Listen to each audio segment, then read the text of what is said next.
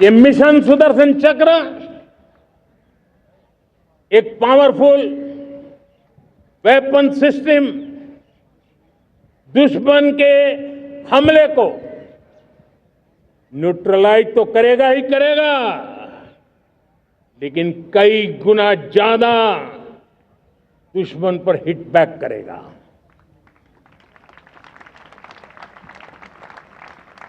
हमने भारत के इस मिशन सुदर्शन चक्र के लिए कुछ मूलभूत बातें भी तय की है।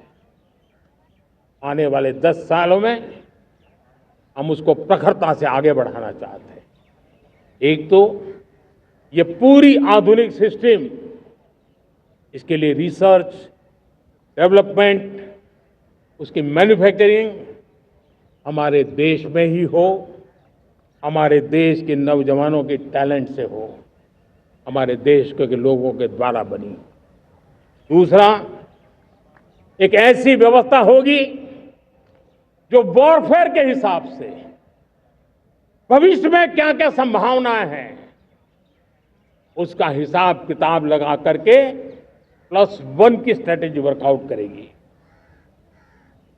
और तीसरा, सुदर्शन चक्र की एक ताकत थी, वो बहुत ही प्रिसाइज, जहां जाना था वहीं जाता था और वापस श्री कृष्ण के पास लौट के आता था।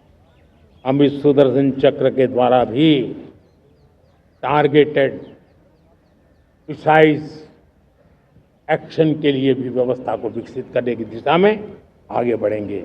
और इसलिए युद्ध के बदलते तौर तरीकों में राष्ट्र की सुरक्षा, नागरिकों की सुरक्षा के लिए मैं बड़े प्रतिबद्धता के साथ इस कार्य को आगे बढ़ाने के लिए वचन देता हूं। मेरे प्यारे देशवासियों, जब हम लोकतंत्र की बात करते हैं, स्वतंत्र भारत की बात करते हैं, तब हमारा संविधान हमारे लिए सर्वोच्च दीप स्तंभ होता है, हमारा प्रेरणा का केंद्र होता है। लेकिन आज से 50 साल पहले भारत के संविधान का गला घोंट दिया गया था, भारत के संविधान के पीठ पे छुरा भोंक दिया गया था, देश को जेल खाना बना दिया गया था, आपातकाल लगा दिया गया था, इमरजेंसी थोप दी गई थी। इमरजेंसी के 50 साल हो रहे हैं। देश की किसी भी पीढ़ी ने संविधान की हत्या के इस पाप को कभी भूलना नहीं चाहिए। संविधान की हत्या करने वाले पापियों को नहीं भूलना चाहिए।